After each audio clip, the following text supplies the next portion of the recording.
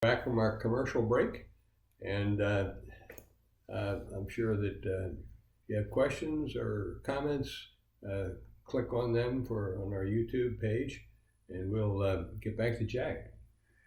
Uncle Sam, at the end of the war, we went to a place called Camp Lucky Strike to be processed, to be brought home. And the GI Bill of Rights was the one thing that was really an asset.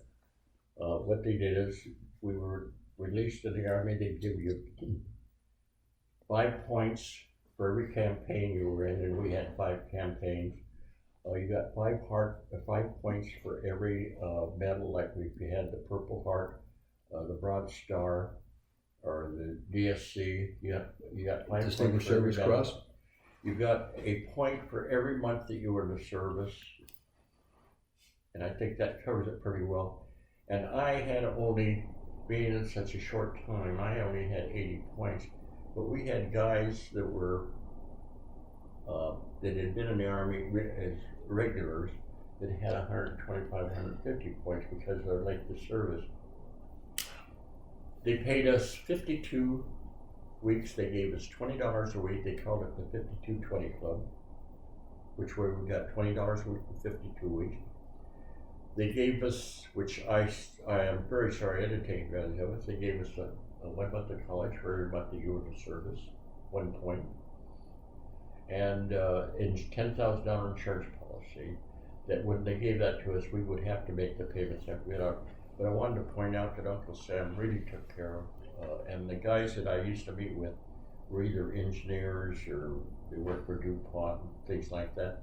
And they all went under the GI Bill of Rights. Uncle Sam, I want to point out, was very, very good to us. Mm-hmm. So the GI Bill was a great social benefit for the returning GIs, and it was responsible for this great educational system that we had. They took advantage of it. Yeah, they did. A lot of people took advantage of it. I wish I would have been. Mm-hmm. So anyway,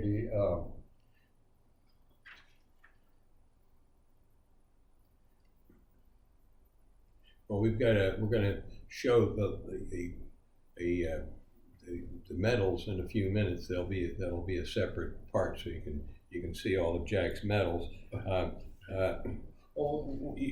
Tell us about your battle fatigue.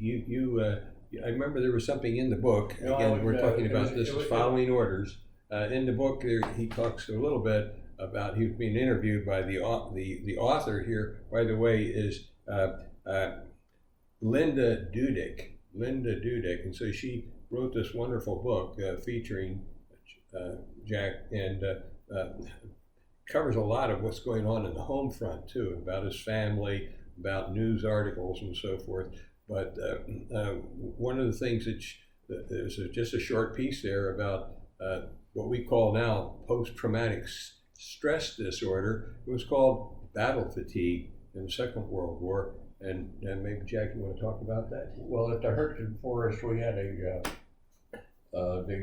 doctor in our outfit that was Captain Ware, and I thought I had it at that point there, and I was going to go in and about battle fatigue and everything. When I went into it, was in a bunker where he had his treated guys. When I walked in, I saw a lot of guys that were wounded, waiting for medical attention and everything, and I thought, what the hell am I doing there?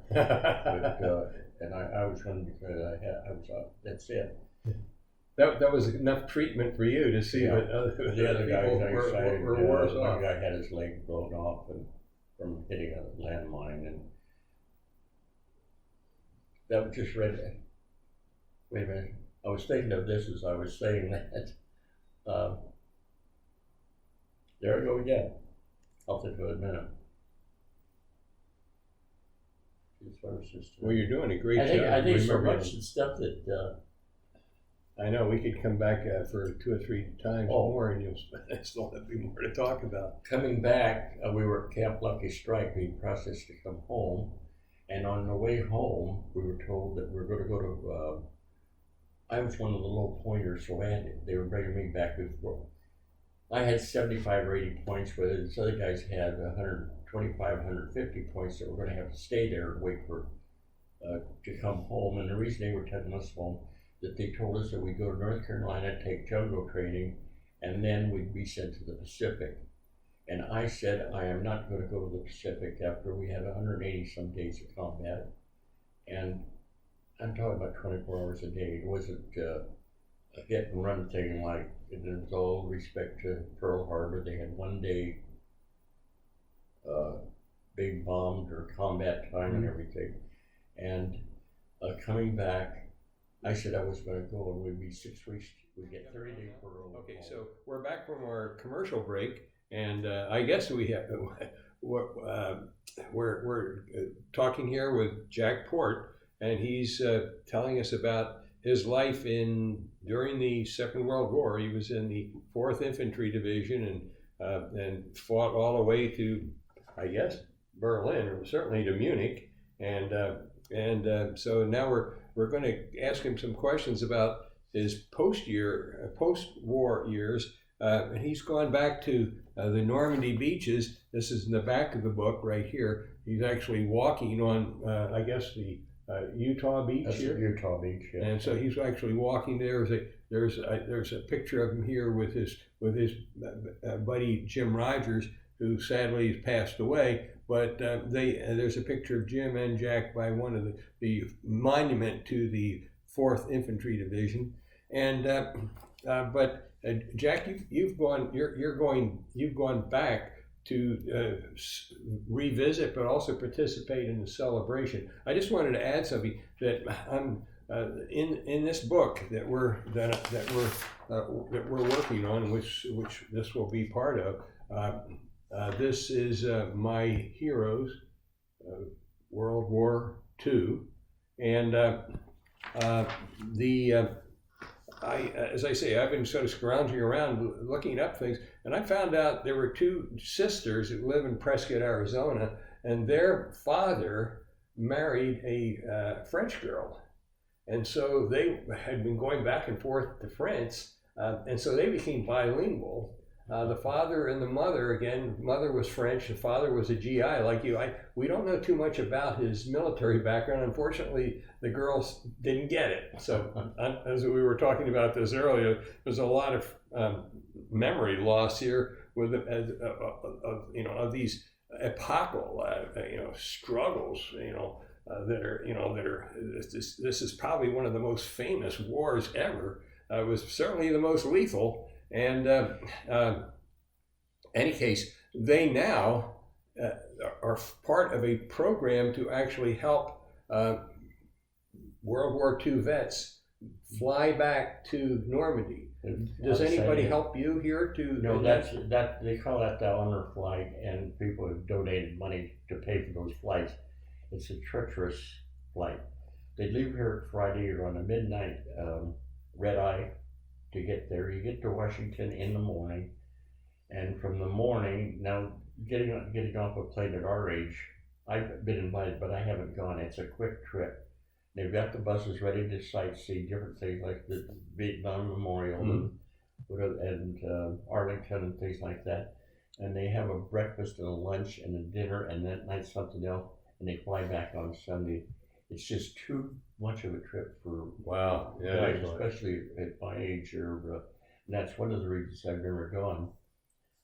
Number one, with your name of your book, I want you to understand I was no hero. I realize these are my heroes. Okay, these are my heroes. Oh, okay, you can say well, you can protest all you want, but you're my hero. Okay, you can say no way, but. We went back. Some of these guys didn't do much at all. I mean, you were a conquering hero. Some of these guys didn't do much at all. I mean, so I don't think I had anybody that were clerk typists, but they were still my hero because this was the Second World War was such a big participation by the American people. It was so overwhelming. As I say, I personally knew about 29 vets. And most of them were dead, but I knew them. I grew up with them. 9 of them I was related to. They were cousins, And so the idea here is that I've got to tell this story. I have to tell it because these people are going to pass away, and their kids have forgotten them. Like I say, some of my cousins, they're only going to get a paragraph or a sentence. They didn't. I said, well, tell me about your dad. Oh, well, I don't know. Well, didn't he tell any stories, or didn't you ask him any? No. That's the kind of, so I said, well, I'm kicking my head, and I said, well, didn't you, didn't he write anything? And so as I say, there's, some of them are kind of famous. One of them's got a Wikipedia page and so forth. We didn't know at the time, and so there were a lot of people that were, they're really highly decorated and so forth, and we just didn't know anything about it, so I can imagine, the kids growing up, their parents they didn't really want to talk about it. It wasn't really nice stuff to talk about. We didn't really talk a lot about it until I know I did it for years. I have a lot of people ask me how many times I've been back, and I really don't remember. I do remember. I think my buddy Jim and I, we went back to our shows the 5th, the 10th, and the 15th, and the 20th we were back. So there was about 4 or 5 trips there. Wow. Then it was after that I started going every year. And what happened while we were there, and I can't remember exactly which one it was. It wasn't one of the 5-year period. They had all the dignitaries they get a lot of dignitaries during the D-Day, a lot of them politicians and everything like that. And everything was I usually stay in a town called Bayou, is where I've been going for years. And what was the name of the town? Bayou, B-A-Y-E-A-U-X, Bayou. Mm-hmm. And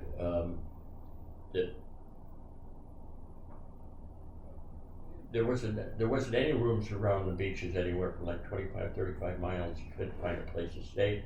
And Jim and I really rented a little VW, had it loaded with our junk in it, and one little teeny bug. And we'd been in Luxembourg, and we came out to the beach, and we were sitting in an outdoor place having a beer right downtown Bayou. And there was a Travelville right across the street.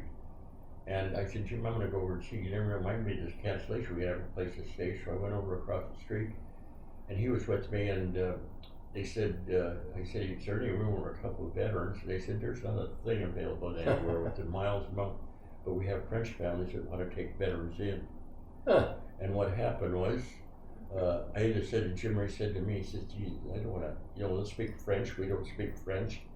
And I said, hey, Jim, let's go for one night. Okay? We don't like it in the morning, bye-bye. But we needed a place to sleep. So they told us how to get there, and James we're going together the next year. We went out to the countryside, a place called Sully, S-U-L-L-Y. We drove, they're only dirt roads, or they're dirt highways like we have. If your car's coming, you move over. Sure. With just, they're like, not a straight, okay, but the countryside's beautiful. We got to this courtyard, and here's this beautiful old house. I can't remember what year it was built or anything. Had bullet holes all over it. And Michel was his name, and he passed away about 3 years ago, or 3 or 4 years ago. He passed away. He came out with a ascot, navy blue blazer, French paratrooper. He'd been in the French paratroopers in Africa, and we stayed with them. I think the first about 5 nights. They just opened up, and so we went back. The next time we went back, we stayed with them, and I think we stayed with them 3 or 4 times. We became very, very good friends. It was just unbelievable. Well, it's kind of like the relationship that we have. Fell in love with them.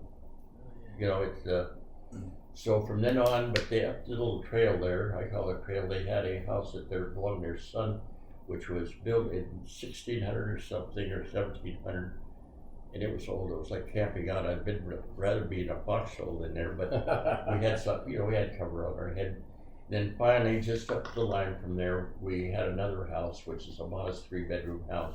Her name is Virginia Yan, and we rent from her. And what it is a very nice. It's a modest 3-bedroom. How does she spell her last name? Y-A-N? Y-A-N-N. Yann, Y-A-N-N. And what was the name of the French paratrooper? Oh, Michel Polt. Michel? Does he have his picture in here? No, but I can show you a picture. No, I don't think there are them in the book. There might be. Here's a guy here, Hippo Vauclair. Hippo's still alive. He's very close to him. Yeah. Okay. And so this is Michel Polt, P-O-N-T. Pont? Polt, P-O-N-T. Yeah, but you're Port and A Pont. little close to it, yeah. And his wife's name was Bridget. It's the next door to them. When I say the next door, it's around about a half mile. It's a great big castle. And that's the mayor that lives here. His name is Nicholas Fennell.